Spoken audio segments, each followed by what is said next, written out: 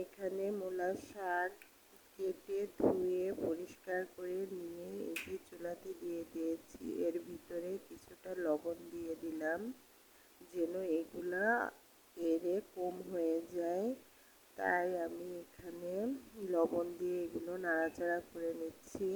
এবার এগুলোকে ঢেকে সিদ্ধ হতে থবো, মানে ভাপ দিতে থাকবো যেন এটা কমে পানি বের হয়ে যায়। এই যে এখানে পানি বের হয়ে গিয়েছে,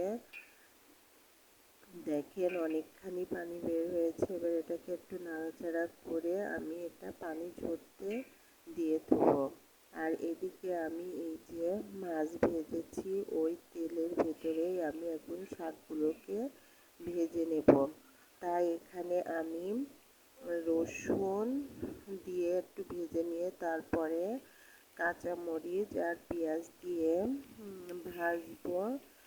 আর এই যে এইগুলো লাল হয়ে গিয়েছে, মানে মাছ ভাজেছি সেই মাছের যে হলুদ ছিল তার জন্য এমন লাল হয়ে গিয়েছে। এবার এর ভেতরে আমি যে পেঁয়াজ মরিচগুলো ভাজা হয়ে গিয়েছে তার ভিতরে কিছুটা লবণ দিয়ে দিলাম। এখানে একটু অল্প লবণই দেওয়া লাগবে, কারণ ভাপ দেওয়ার সময় যে আমি একটু লবণ দিয়েছিলাম সেজন্য এখানে অল্প পরিমাণ দিলাম।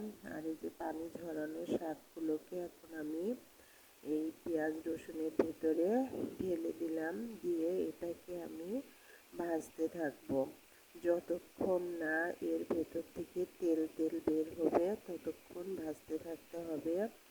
আর এর যত পানি আছে পানি শুকিয়ে যাবে ততক্ষণ এটা নাড়াচাড়া করতে হবে। আর সবসময় নাড়াচাড়া না, কিছুক্ষণ পর পর করতে হবে। আর এটা আপনাদের শেখানোরও তেমন কোনো না যে এটা তো সবাই পারেন, তবুও আমি এমনভাবে ভেজেছি তাই আপনাদের সাথে শেয়ার করলাম। যদি ভালো লেগে থাকে তাহলে লাইক দিবেন, কমেন্ট করবেন। আজকে